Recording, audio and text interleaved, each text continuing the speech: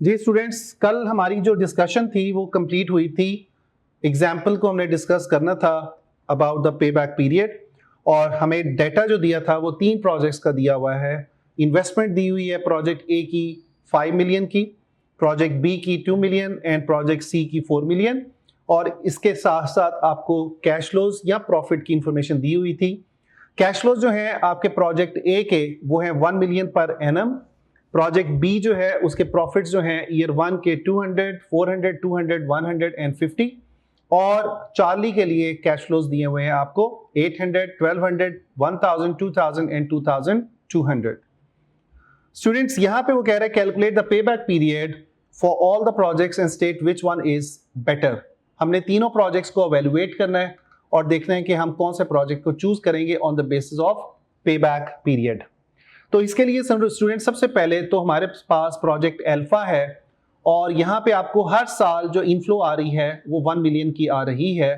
तो जो project alpha है उसके लिए हम जो पे बैक पीरियड कैलकुलेट करेंगे उसके लिए हम फॉर्मूला लिखेंगे investment divided by cash inflow per annum, कि हमें हर साल जो कांस्टेंट कैश इनफ्लो आ रही है हम उससे इन्वेस्टमेंट को डिवाइड कर देंगे तो हमारे पास पे बैक पीरियड कैलकुलेट होगा। तो यहां पे हम इसको कैलकुलेट करते हैं जी कि हमारे पास इन्वेस्टमेंट है 5 मिलियन की, 5 मिलियन डिवाइडेड बाय हर साल की जो इनफ्लो है वो है 1 मिलियन की, तो हमारे पास जो पे बैक पीरियड निकलता है वो निकलता है जी 5 ईयर्स का। वैसे जो लाइफ आपको दी हुई है प्रोजेक्ट की वो आपको दी हुई है जी 8 ईयर्स की, लेकिन चूंकि हमने ये देखना है कि हमारा जो फॉर्मूला है वो हमें बता रहा है कि इन्वेस्टमेंट है हमारे सामने 5 मिलियन की और 1 मिलियन की इनफ्लो है एवरी ईयर। तो इसका मतलब हुआ कि हम 8 साल की बजाय 5 सालों में अपनी इन्वेस्टमेंट को क्या करेंगे, रिकवर कर लेंगे फॉर द प्रोजेक्ट अल्फा। अब हम आते हैं प्रोजेक्ट बीटा के ऊपर। स्टूडेंट प्रोजेक्ट बीटा के ऊपर आपको अगर आप गौर से देखें तो आपको जो डिटेल्स दी हुई हैं वो दी हुई हैं प्रॉफिट्स के हवाले से, आपको कैश फ्लोज नहीं बताए हुए, और आपके जो प्रॉफिट्स हैं वो हर साल कांस्टेंट नहीं है। तो यहां पे हमने जो फॉर्मूला यूज करना है, सबसे पहले तो हमें अपने प्रॉफिट्स को कैश फ्लो में कन्वर्ट करना है, और जब हम इसको कन्वर्ट कर लेंगे उसके बाद हम फिर क्युमुलेटिव कैश फ्लो कैलकुलेट करेंगे, और क्युमुलेटिव कैश फ्लो के लिए हमें एक टेबल बनाना पड़ेगा जो कि आपके सामने इसका फॉर्मेट अवेलेबल है। सबसे पहले तो हम ईयर्स देखते हैं जी, year 0, year 1, year 2, year 3, year 4 and year 5। आपको 5 ईयर्स का जो डेटा है in the form of profits वो आपको दिया गया है। प्रॉफिट्स कितने कितने दिए हुए जी आपको, ईयर 0 का तो कोई प्रॉफिट नहीं है, ईयर 1 का जो प्रॉफिट है वो है जी 200, इसको मैं 1000 में लिख रहा हूं 200,000, इसके बाद 400, इसके बाद 200, इसके बाद 100 और इसके बाद 50। ये आपको प्रॉफिट्स जो हैं, जो गिवन प्रॉफिट्स है वही मैंने आपके यहां पे लिख दिए। स्टूडेंट उसके बाद अब हमें डेप्रिसिएशन जो है, जब हम प्रॉफिट्स कैलकुलेट करते हैं तो डेप्रिसिएशन माइनस करते हैं। तो अगर हमने कैश फ्लोज कैलकुलेट करनी है तो हम क्या करेंगे, प्रॉफिट्स में डेप्रिसिएशन को ऐड बैक करेंगे तो हमारे पास कैश फ्लोज निकल आएंगे। अब डेप्रिसिएशन को कैसे कैलकुलेट करेंगे, उसके लिए हम स्ट्रेट लाइन मेथड इस्तेमाल करेंगे, और स्ट्रेट लाइन मेथड हमें ये कहता है कि अगर आप अपनी कॉस्ट को जो कि 2 मिलियन थी, इसको अगर हम डिवाइड कर दें लाइफ पे जो कि 5 ईयर्स है, तो हमारे सामने हर साल का जो डेप्रिसिएशन है वो निकलता है $4 लाख का, 400,000। और यही स्टूडेंट्स हमारा डेप्रिसिएशन होगा अगले 5 सालों के लिए, 400, 400 एंड 400। दोबारा से मैं रिपीट करता हूं कि ये कैसे कैलकुलेट हुआ। हमारी जो इन्वेस्टमेंट है, जो एसेट हम खरीदने जा रहे हैं वो 2 बिलियन का है, life of the project is 5, तो हमारे सामने जो डेप्रिसिएशन है under the straight line method वो निकलता है 400,000 का। उसके बाद हम क्या करेंगे, इस डेप्रिसिएशन को ऐड बैक कर देंगे प्रॉफिट्स में, तो हमारे पास कैश फ्लोज निकलेंगे, दैट इज 600 फॉर ईयर 1। उसके बाद हम अगर इसी को नीचे कॉपी कर लें तो वो आपको year by year cash flows को कैलकुलेट करके बताएगा। देन स्टूडेंट्स, हमारे सामने जो इन्वेस्टमेंट है, यहां पे इन्वेस्टमेंट जो है उसको हम कैश आउटफ्लो के तौर पे देखते हैं।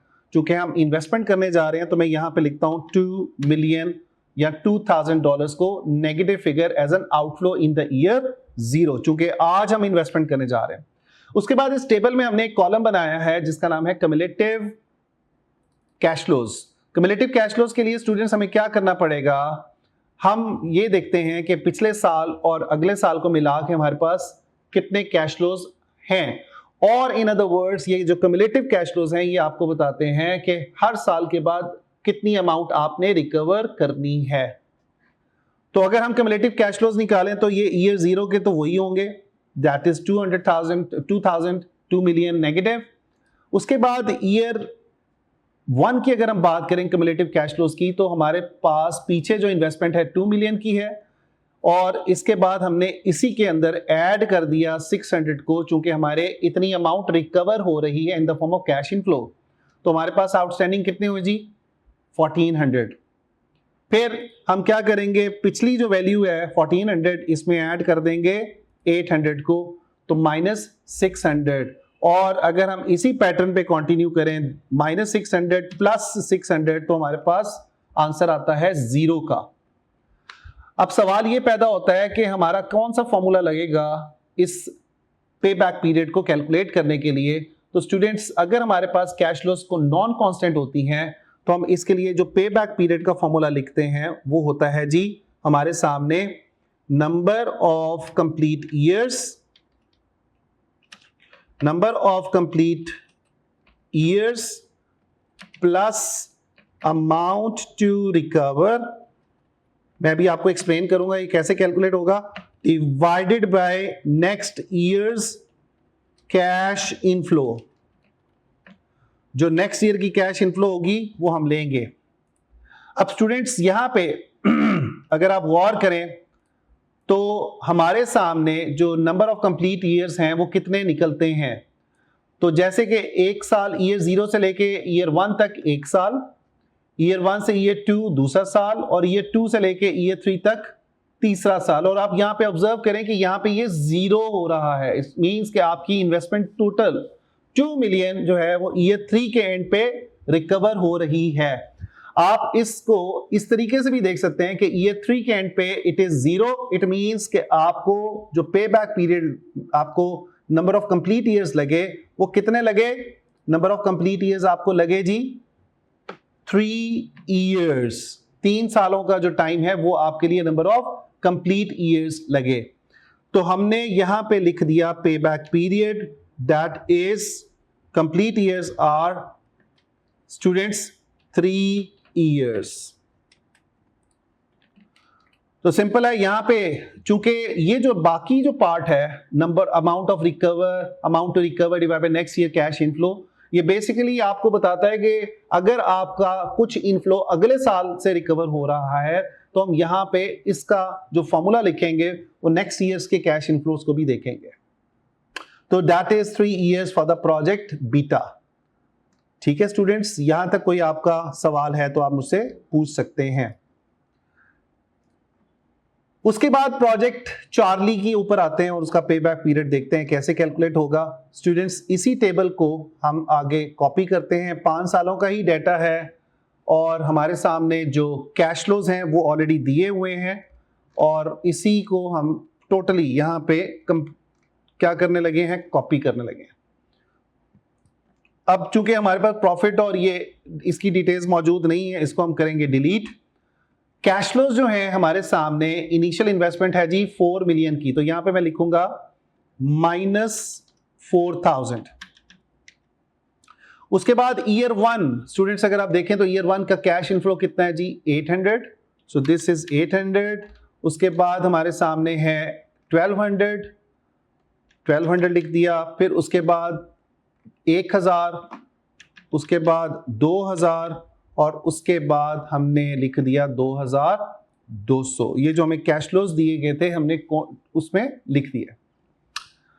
अब स्टूडेंट्स, चूंकि ये ऊपर का फॉर्मूला कैलकुलेट हुआ है, लगा हुआ है, कॉपी किया है और पेस्ट कर दिया हमने यहाँ पे, तो अगर आप इसको चेक करें तो ये क्यूमुलेटिव हमारे बिल्कुल सही कैलकुलेट हो रहे हैं। और ये क्यूमुलेटिव हमें बता रहे हैं कि हर साल के एंड पे कितनी अमाउंट आउटस्टैंडिंग है।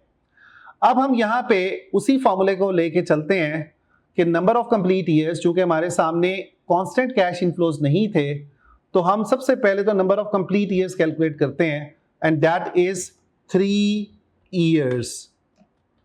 हमारे 3 साल तो लग ही रहे हैं, साथ साथ इसके साथ साथ स्टूडेंट्स जो अमाउंट है, अगर आप ये देखें कि ये 1000 जो है आउटफ्लो, इसको हम रिकवर कर रहे हैं ईयर 4 के इनफ्लो से। तो अगर हम इसको फर्दर रिकवर कर लेते तो यहाँ पे आंसर प्लस 1000 आता, लेकिन चूंकि हमारे पास कुछ अमाउंट ईयर 4 से रिकवर हो रही है और हम चाहते हैं कि ये देखें कि कितना अप्रोक्सीमेटली कितना टाइम लगेगा exactly to recover our investment of 4 million. तो इसके लिए 3 इयर्स तो हमारे लग ही रहे हैं, लेकिन साथ साथ जो अमाउंट हमने रिकवर करनी है वो कितनी करनी है, 1000। किसमें से करनी है, नेक्स्ट ईयर का जो इनफ्लो है 2000 का, उसमें से रिकवर करनी है। तो इसका मतलब है 3 इयर्स एंड 3.5 इयर्स हमें लगेंगे इसको रिकवर करने में, जो इन्वेस्टमेंट है हमारी $4 मिलियन की। तो ये हमने फ्रैक्शन में कैलकुलेट किया, इन दोनों को ऐड किया, 3 इयर्स प्लस 0.5 तो 3.5 इयर्स बनते हैं। अगर कल को आपको स्टूडेंट्स एग्जामिनर ये कहता है कि मुझे आप ईयर्स और मंथ्स में डाटा निकाल के दो, पे बैक पीरियड निकाल के दो, तो हम क्या करेंगे, ईयर्स तो वही रहेंगे, लेकिन ये जो 0.5 है हम इसको मल्टीप्लाई कर देंगे 12 से, तो हमारे पास जो टाइम निकलेगा वो 6 मंथ्स निकलेंगे। सो हम ये कहेंगे this is 3 years and 6 months. अगर वो आपसे कहता है कि जी आप मुझे डेज में भी बताएं, सो यहां पे अगर 3 इयर्स हैं, 3 इयर्स ऐसे ही आ गए, इसको हमने यहां पे 3 इयर्स लिखा, और उसके बाद ये जो आपका 0.5 है, इसको अगर हम मल्टीप्लाई कर दें 360 डेज से, तो हमें पता चला कि 180 डेज भी लगेंगे, यानी कि 3 इयर्स और 180 डेज। कंप्लीट इयर्स में 3.5 इयर्स और मंथ्स में 3 years and 6 months. So this is how it is calculated the pay back period. इसके बाद स्टूडेंट्स हम वापस अपनी हैंडआउट्स पे चलते हैं और हम देखते हैं कि नेक्स्ट हमारे पास जो टेक्निक है वो कौन सी है, और उसको लर्न करते हैं जी, और उसको डिस्कस करते हैं। तो लें जी स्टूडेंट्स, हमारे सामने पे बैक पीरियड जो है हमने इसको डिस्कस कर लिया, एग्जाम्पल भी कर ली। अब हम आते हैं एक और एग्जाम्पल जो है, आप अगर घर से खुद से ट्राई करना चाहते हैं, this is from the study hub, आप इसको ट्राई कर सकते हैं। इसके अंदर हमने straight line method of depreciation दिया हुआ है और स्क्रैप वैल्यू दी हुई है। लास्ट क्वेश्चन में हमने स्ट्रेट लाइन मेथड में डेप्रिसिएशन जो कैलकुलेट किया था उसमें स्क्रैप वैल्यू हमने नहीं ली थी। तो आप इसको ट्राई कीजिएगा, हार्वे कंपनी, और इसमें से अगर कोई प्रॉब्लम आती है तो मुझसे डिस्कस कीजिएगा। उसके बाद स्टूडेंट्स हम थोड़ा सा बात करते हैं थ्योरेटिकल एस्पेक्ट्स की पे बैक पीरियड के हवाले से। जो स्टूडेंट्स ज्यादातर मिस्टेक्स करते हैं पे बैक पीरियड को कैलकुलेट करने में, वो पहली जो मिस्टेक होती है वो होती है अकाउंटिंग प्रॉफिट को आप यूज कर लेते हैं इंस्टेड ऑफ कैश फ्लोज।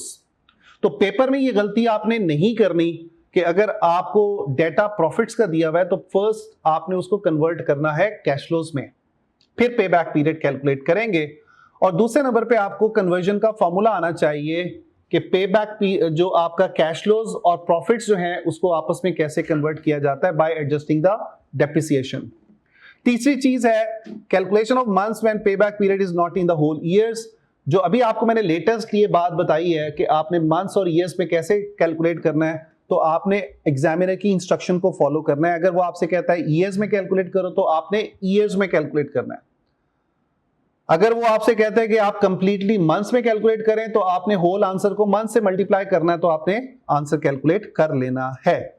अब आते हैं इसके एडवांटेजेस और डिसएडवांटेजेस की बात करते हैं। और पेपर में स्टूडेंट्स एडवांटेजेस और डिसएडवांटेजेस जो हैं आपको एग्जामिनर जो है इनडायरेक्टली पूछ सकता है। जब आपको अगर वो कहे कि भाई आप एक मेथड से दूसरे मेथड पे स्विच कर रहे हैं तो क्या चैलेंजेस या क्या प्रॉब्लम आप फेस कर सकते हैं। तो तो आपको फायदे और नुकसान दोनों ही पता होने चाहिए। अब आते हैं पहले एडवांटेजेस की बात करें तो पहला जो मेन एडवांटेज है पे बैक पीरियड का स्टूडेंट्स वो ये है कि it is quite easy to calculate, quick है, इजी है और ये आपको बताता है कि आप कितनी जल्दी अपनी इन्वेस्टमेंट को रिकवर करेंगे। इन अदर वर्ड्स ये लिक्विडिटी फोकस्ड अप्रोच है जो हम पे बैक पीरियड में इस्तेमाल करते हैं। उसके बाद बेसिक स्क्रीनिंग डिवाइस है। बहुत सारे प्रोजेक्ट्स को हम जब भी किसी भी प्रोजेक्ट को शुरू में अप्रेस करते हैं तो सबसे पहले हम पे बैक पीरियड से अप्रेस करते हैं। Then the next benefit is it is a relative measure. Relative measure क्या होती है कि आप जिसको इजीली कंपेयर कर सकते हैं। चूंकि हम यहाँ पे आंसर जो कैलकुलेट करेंगे वो मंथ्स में या ईयर्स में कर रहे हैं तो आप टाइम पीरियड को एक कंपनी को दूसरे कंपनी के साथ कंपेयर कर सकते हैं या एक प्रोजेक्ट को दूसरे प्रोजेक्ट के साथ टाइम बेसिस पे कंपेयर कर सकते हैं। प्रॉब्लम्स क्या क्या है? प्रॉब्लम सबसे पहला तो प्रॉब्लम यह है कि जो टाइमिंग ऑफ कैश फ्लोज हैं इसको हम इग्नोर करते हैं। दूसरा प्रॉब्लम यह है कि लाइफ ऑफ द प्रोजेक्ट, अगर एक प्रोजेक्ट है उसकी लाइफ बहुत ज्यादा दी हुई है और उसके बाद साइज ऑफ द प्रोजेक्ट जो है उसको भी हम क्या करते हैं, इग्नोर करते हैं। उसके बाद अगर आपका पे बैक पीरियड सेम आ जाए, दो प्रोजेक्ट्स का सेम पे बैक पीरियड है तो उसमें से आप कैसे डिसाइड करेंगे? That is a problem. After that जो आपका स्टैंडर्ड या टारगेट पे बैक पीरियड है उसको आप कैसे डिसाइड करते हैं? Again that is a problem. तो स्टूडेंट्स इन सिंपल वर्ड्स हम ये कह सकते हैं कि ये जो पे बैक पीरियड है इसके जो मेन इश्यूज हैं, एक तो ये है timing of the cash flows जिसको हम आगे जाके एड्रेस करेंगे इन the form of time value of money, ये इग्नोर होता है। इसके साथ साथ हम लॉन्ग टर्म बेनिफिट्स या लॉन्ग टर्म के जो कैश फ्लोज हैं, बिकॉज के पे बैक पीरियड जब हम कैलकुलेट करते हैं कि हम जब कैलकुलेट करते हैं तो हम ये देखते हैं कि हमारी इन्वेस्टमेंट कब रिकवर हुई और उसके बाद वाली कैश फ्लोज को हम इग्नोर कर रहे होते हैं। तो ये सबसे बड़ा एक मुश्किल चीज होती है पे बैक पीरियड के अंदर। तो इन सिंपल वर्ड्स हम ये कंक्लूड कर सकते हैं कि it is good for initial screening but it is not good for the long term, it is not good for the final decision to be made. आप इसको एज अ बेसिक टूल के तौर पे इस्तेमाल कर सकते हैं लेकिन आप इसको as a detailed analytical tool या टेक्निक के तौर पे नहीं देखते ड्यू टू इट्स लिमिटेशंस और द प्रॉब्लम्स। तो ये हमारे सामने पे बैक पीरियड की बेनिफिट्स और प्रॉब्लम्स जो हैं वो आ गई। अब हम जो सेकंड टेक्निक है स्टूडेंट्स उसकी बात करते हैं, that is accounting rate of return. और हम बहुत दफा अपने अकाउंटिंग के सब्जेक्ट्स में इस रेशो को कैलकुलेट करते हैं, इस मेजर को कैलकुलेट करते हैं। और accounting rate of return basically है क्या? अकाउंटिंग रेट ऑफ रिटर्न हमें बताता है कि हमारी इन्वेस्टमेंट के ऊपर हमें परसेंटेज में कितना प्रॉफिट मिला या इन्वेस्टमेंट करके हम कितना प्रॉफिट परसेंटेज में हम कमाते हैं। सो फॉर्मूला क्या है? सिंपल है, एस्टिमेटेड एनुअल अकाउंटिंग प्रॉफिट्स। जो हमारे एनुअल प्रॉफिट्स हैं उसको हम टोटल प्रॉफिट्स को लेते हैं और डिवाइड कर देते हैं इनिशियल इन्वेस्टमेंट पे या एवरेज इन्वेस्टमेंट पे। अब एवरेज इन्वेस्टमेंट कैसे कैलकुलेट होगी? Initial investment plus residual value, जो आपकी स्क्रैप वैल्यू है या रेजिडुअल वैल्यू है, डिवाइडेड बाय 2। तो उसकी बेस पे हम अपना ARR कैलकुलेट करते हैं। उसके बाद स्टूडेंट्स आपके सामने एक छोटी सी जो एग्जांपल है ARR की या ROCE की, रिटर्न ऑन कैपिटल एम्प्लॉयड की, दी हुई है और यहां पे वो कह रहा है कि आपने ROCE कैलकुलेट करना है by taking the average investment. तो हम इसको कैसे कैलकुलेट करेंगे? वो कहते हैं LEFM companies considering investing in a new 20 years project which will require an investment of 100,000 with a 10,000 scrap value। तो सबसे पहले तो आपने अपनी एवरेज इन्वेस्टमेंट निकालनी है। इनिशियल इन्वेस्टमेंट 100,000 और 10,000 की स्क्रैप वैल्यू आपको दी हुई है एंड विल हैव अ पे बैक पीरियड ऑफ 10 years। आपको पे बैक पीरियड भी दिया हुआ है। The project has a consistent cash flow each year. आपकी जो कैश फ्लोज है कंसिस्टेंटली आपको मिल रही है। What is the ROCE using the average investment? अब स्टूडेंट्स यहां पे आपको जो उसने पे बैक पीरियड दिया हुआ है वो दिया हुआ है जी 10 इयर्स का। इन्वेस्टमेंट दी हुई है आपको 1 लाख की, स्क्रैप वैल्यू दी हुई है आपको 10,000 की। तो पे बैक आपका जो ROC है वो कैसे कैलकुलेट होगा उसको हम अभी देखते हैं जी। तो हमने कैलकुलेट करना है जी इस क्वेश्चन में ROCE, और हम सबसे पहले यहां पे फॉर्मूला लिखेंगे ROC का, that is calculated as annual profits divided by average investment. ठीक है स्टूडेंट्स, चूंकि उसने आपको रिक्वायरमेंट पे कहा है कि जी आपने इसके थ्रू जो है अपना फॉर्मूला जो है वो आपने कैलकुलेट करना है। इसको हम दोबारा से फॉर्मूला को लिख लेते हैं, ROCE is equal to annual profits divided by average investment, और फाइनल आंसर को आप क्या करेंगे, मल्टीप्लाई बाय 100 करेंगे। तो ये हमने फॉर्मूला लिखा जी स्टूडेंट्स। उसके बाद नेक्स्ट क्या काम करना है हमने, नेक्स्ट काम ये करना है कि हमें वो ये कह रहा है, उसने एक आपको आइडिया दिया है पे बैक पीरियड का। वो कहता है जी आपका एवरेज पे बैक पीरियड है 10 इयर्स का, और आपकी इन्वेस्टमेंट दी हुई है कितनी की, यहां पे हम लिखेंगे इन्वेस्टमेंट है जी हमारे सामने $1 लाख की। अगर पे बैक पीरियड हमारा 10 इयर्स का है तो इसका मतलब क्या हुआ कि हमें हर साल के जो कैश फ्लोज आएंगे, एनुअल कैश फ्लोज, चूंकि इस क्वेश्चन में आपको डायरेक्टली कैश फ्लोज नहीं दिए गए थे, तो हमने क्या किया, हमने कैलकुलेट किया, इन्वेस्टमेंट को डिवाइड कर दिया, 100,000 को डिवाइड किया पे बैक पीरियड से जो कि 10 साल हैं। तो इसका मतलब है कि हमारे पास हर साल की जो कैश इनफ्लो आएगी वो कितनी आएगी, $10,000। उसके बाद स्टूडेंट्स हमने एनुअल प्रॉफिट कैलकुलेट करना है। ये तो हमने कैश फ्लोज निकाली है, इसके साथ साथ हमें क्या करना पड़ेगा, हमें डेप्रिसिएशन कैलकुलेट करना पड़ेगा। Depreciation under the straight line method कैसे कैलकुलेट करते हैं, इसका फॉर्मूला क्या होता है, फॉर्मूला होता है जी आपका, it is equal to the cost minus scrap value divided by useful life. ठीक है स्टूडेंट्स, ये हमारा फॉर्मूला है जी डेप्रिसिएशन कैलकुलेट करने का। अब आपके पास जो कॉस्ट है वो कितनी है, so that is 100,000 minus scrap value कितनी है 10,000, सो कितनी होगी जी 95,000।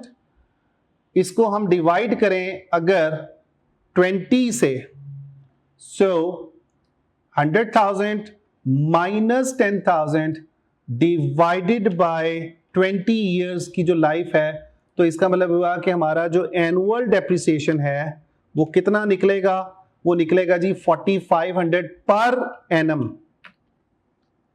अब हमने क्या करना है, हमने कैश फ्लो से प्रॉफिट कैलकुलेट करने हैं, कन्वर्ट करना पड़ेगा।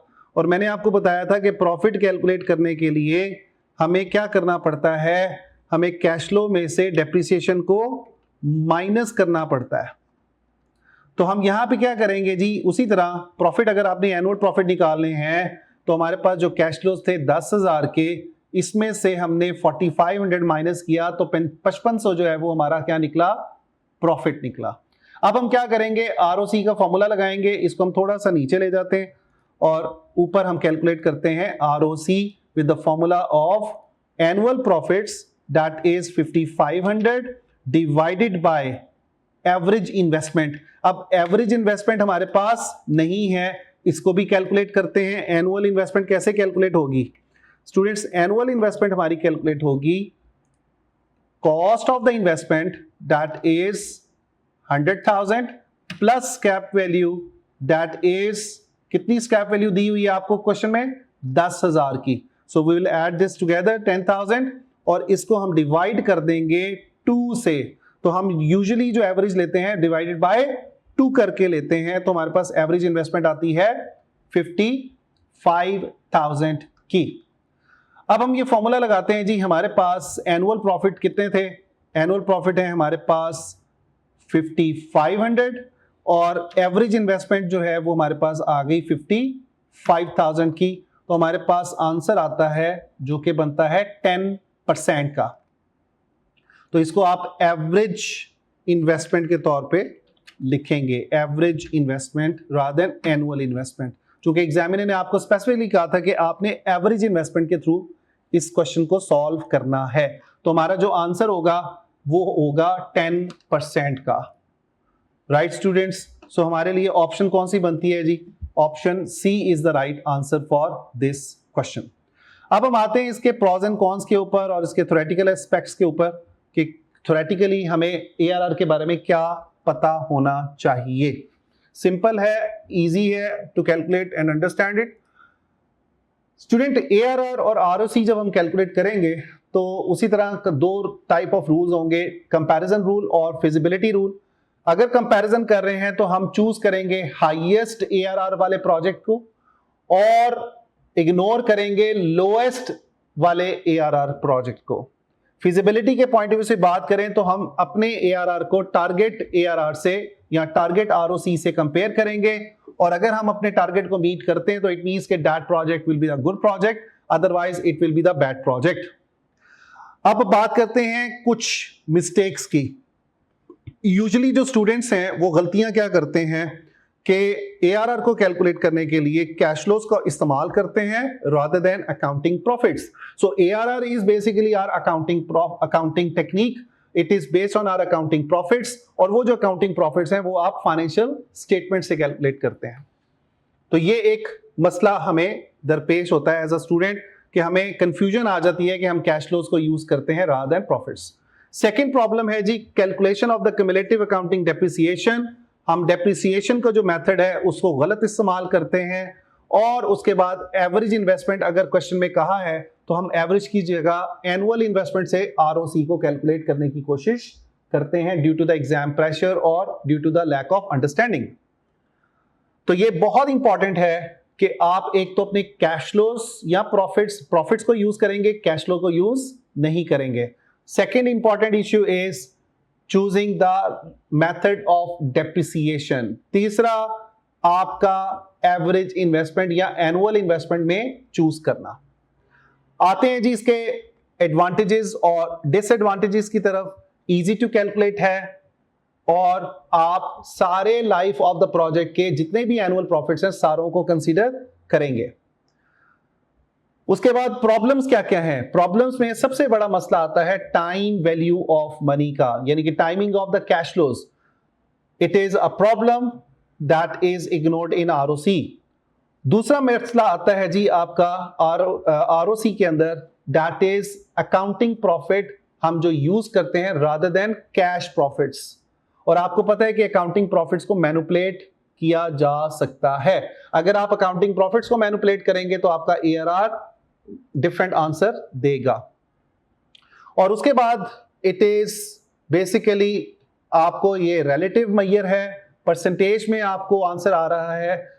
अब अगर आपने प्रोजेक्ट को एवेल्युएट करना है तो आपको कई दफा अमाउंट में आंसर की जरूरत होती है और उसके लिए हम आगे चल के बात करेंगे एनपीवी की कि हम एनपीवी में इन डॉलर अमाउंट हमारा प्रोजेक्ट क्या फिजिबल होगा या नहीं होगा। इसके बाद स्टूडेंट्स हमारी नेक्स्ट डिस्कशन में बात आएगी टाइम वैल्यू ऑफ मनी, कि टाइम वैल्यू ऑफ मनी क्या होता है, इसको कॉन्सेप्ट को समझेंगे और उसके साथ साथ हमारे कुछ कॉन्सेप्ट्स आएंगे compounding, discounting, present value, future value, और इसके बाद हम कैलकुलेट करेंगे NPV in the next class.